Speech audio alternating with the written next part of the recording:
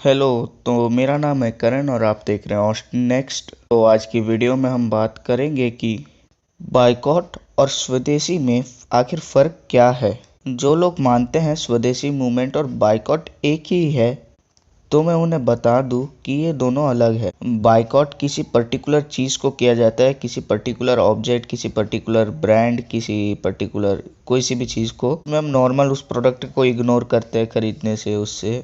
पर स्वदेशी इसका थोड़ा सा उल्टा हो, मतलब कि इसकी तरह ही होता है। स्वदेशी मतलब पूरी तरीके से अपने ही देश का बना हुआ चीज़ इस्तेमाल करना। के सिचुएशन में सभी स्वदेशी बनिए का बहुत उठ रहा है इंटरनेट्स में, यूट्यूब में। तो आज हम इसी के बारे में बात करने वाले हैं कि इसके प्लस पॉइंट प्लस के नेगेटिव पॉइंट, क्या ये पॉसिबल है इस समय में। ये सब जानने से पहले आपको इसका हिस्ट्री जानना पड़ेगा।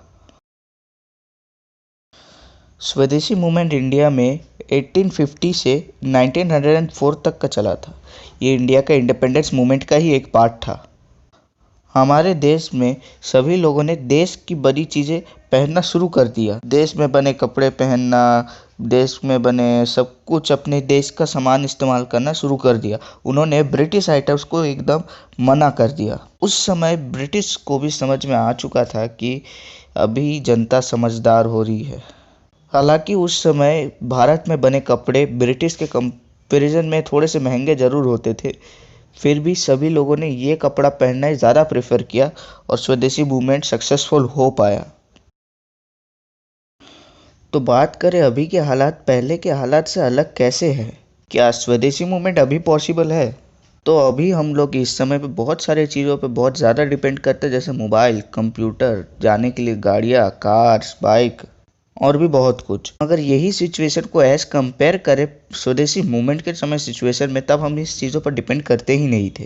ना उस समय मोबाइल्स होती थी, ना हमारे पास कंप्यूटर्स, उधर जाने के लिए गाड़ियाँ, और एकदम नॉर्मल लाइफ होता था। सब लोग खाने में एक रोटी प्याज नमक से ही पूरा गुजारा कर लेते थे। इधर उधर सफ़र करने के लिए बैलगाड़ियों का इस्तेमाल किया जाता था। उस समय कार सिर्फ आप उस समय मतलब कि अमीर लोग या फिर ब्रिटिश ऑफिसर्स के पास ही देख पाते। यही कारण था कि स्वदेशी मूवमेंट उस समय सफल हो पाए, क्योंकि उस समय इंसान इन चीज़ों पर डिपेंड नहीं करते थे। उनका ज़्यादा खरीदना खाना और कपड़ों पर ही था, जो उन्होंने आसानी से बाइकआउट कर दिया। इसी को अगर कंपेयर करें अभी के सिचुएशन में, तो हम इतने सारे जो चीज़ों पे डिपेंड करते हैं, अगर पूरी तरीके से चीज़ें इंडिया में बनने भी लगी तो भी ये पूरी तरीके से इंडिया में नहीं होगी। मतलब आप समझ नहीं पाएंगे। मतलब मोबाइल इंडिया में असेंबल तो हो पाएगी, पर इधर मैन्युफैक्चर नहीं हो पाएगी। उनके पार्ट्स जैसे प्रोसेसर, इंडिया में प्रोसेसर का एक भी मशीन नहीं है, ना एक भी प्रोसेसर इधर मैन्युफैक्चर होता है मोबाइल का। इंडिया ने कभी भी इस सब चीज़ों पे पैसा इन्वेस्ट ही नहीं किया है, बाहर से प्रोसेसर मंगाते हैं। तो अभी इंडियस कंपनी अभी कोई भी नहीं है जो अभी मोबाइल अभी लाइव बना रही है। वही बात करें अगर हम लोग कंप्यूटर लैपटॉप्स की, जो सबसे बड़ी दो जो प्रोसेसर बनाने की कंपनी है, इंटेल और एएमडी, वो भी इंडियन नहीं है क्योंकि बाहर के देशों की है। और एनवीडिया जो ग्राफिक कार्ड्स में दे आती है। और भी बहुत सारे कंपोनेंट्स होते हैं, जैसे कि हार्ड ड्राइव होता है अपना, रैम होता है, बहुत सारी चीज़ें होती है जो एक ही देश में नहीं बन सकती है। क्योंकि हम किसी भी चीज़ को बायकॉट तो कर सकते हैं, मतलब फिनिश प्रोडक्ट भी हम लोग बना सकते हैं, फिनिश प्रोडक्ट हम लोग तैयार कर सकते हैं, पर हम लोग रॉ मटेरियल्स तैयार नहीं कर पाएंगे। रॉ मटेरियल्स जो है वो नेचर की देन है, जहाँ पर उगना होता है वहीं पर ही उगेगा। उसके अलावा हम लोग कुछ भी कर ले, उस ज़मीन पे वो चीज़ जो उगने का नहीं है वो नहीं ही उगेगा। जैसे इंडिया में जो आमंड्स आते हैं वो 70% कैलिफोर्निया से आते हैं। 70% बाकी का नहीं पता कि इंडिया में होते कि नहीं, पर मेजोरिटी पार्ट वो कैलिफोर्निया से आते हैं। और बात को हुई पेट्रोल की, तो पेट्रोल तो मिडिल ईस्ट से ही आते, क्योंकि पता है कि इंडिया में पेट्रोल एक्सपोर्ट ही नहीं होता है। ऐसे ही मिडिल ईस्ट देशों में पानी बाहर से मंगाया जाता है, क्योंकि उधर पानी इतना नहीं होता। अगर आप उधर जाकर देखेंगे तो मिडिल ईस्ट कंट्रीज़ में आपको पेट्रोल की कीमत पानी से बहुत कम है। उधर पेट्रोल सस्ता है पानी के मुकाबले। जैसे इंडिया में प्यास लगी फ्री में पानी पिला देते, उधर उधर वैसा नहीं मिलेगा आपको। उधर फ्री में पानी क्या, बहुत सारे पैसे देने पड़ जाएंगे पानी पीने के। ये इकोसिस्टमिक चेन है जिसमें हर एक चीज़ एक दूसरे के ऊपर डिपेंड करता है। जैसे हम इंसान प्लांट्स के ऊपर डिपेंड करते हैं, प्लांट्स सन के ऊपर डिपेंड करता है। वैसे भी बिजनेस वाले चेन में एक कंट्रीज दूसरे कंट्रीज पे रॉ मटेरियल्स के लिए डिपेंड करते हैं। हर देश में तो सब कुछ नहीं उग सकता, पर ज़रूरत तुम चीज़ों की सबको है इस समय। तो बात आती है अगर बाइकआउट करने की, तो यस हम लोग इजीली बाइकआउट कर सकते कोई पर्टिकुलर सॉफ्टवेयर प्रोडक्ट्स या फिर चाइनीज़ आइटम्स जो अभी चल रहे हैं। चाइना अभी तो बाइकआउट बॉलीवुड भी चल रहा है। हम इजीली इन सब चीज़ों को बाइकआउट कर सकते हैं क्योंकि इनसे हमारी डेली लाइफ में कोई अफेक्ट नहीं डाल पाएगा।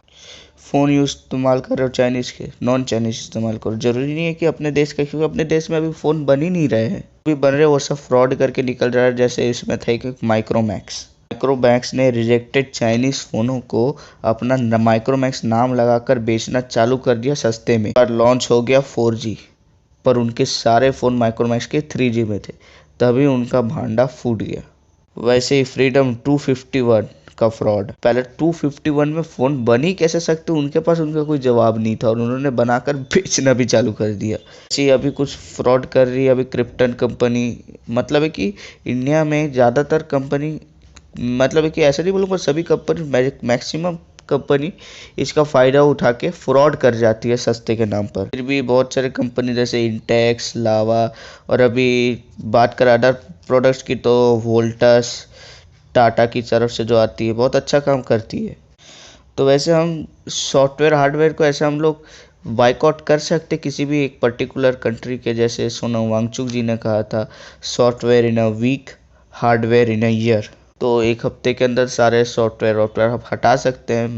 मैंने यूज़ ही नहीं करता था। एक अब सॉफ्टवेयर अभी भी है मेरे पास, जेंडर, मेरे को फाइल ट्रांसफ़र करने के लिए यूज़ होता है। पर मेरे को ऐसे ही कोई नॉन चाइनीस ऐप मिल जाएगा तो मैं जेंडर को हटा दूंगा। टिकटॉक विकटॉक ये सब तो मैं कभी इंस्टॉल ही, मेरे को कॉन्सेप्ट ही पसंद नहीं आता, इसका यूज़ ही नहीं करता कभी। तो वैसे आप सचेत होइए क्योंकि अभी के सिचुएशन दोनों कंट्रीज़ के बीच आपको पता ही है क्या हो रहा है क्या नहीं हो रहा है। हम लोग तो उनको ऐसे तो मार दे नहीं पा रहे, तो यहीं से मार दे देते हैं। मतलब ही क्या है, हमारी आर्मी उस देश के खिलाफ लड़ते लड़ते अपनी जान गंवा रही है और हम उन्हीं देश का प्रोडक्ट हम लोग इस्तेमाल करके उनको माला माल कर रहे हैं। मतलब ही क्या है। तो आज की वीडियो बस यही तक ही थी। आपको उम्मीद करता हूँ समझ आई होगी। तो मैं अगले वीडियो में ऑल अबाउट चाइनीज़ प्रोडक्ट्स, मतलब चाइनीज़ फ़ोन्स एंड गेम्स के बारे में लेके आऊँगा। तो मिलते हैं नेक्स्ट वीडियो में, तब तक के लिए बाय।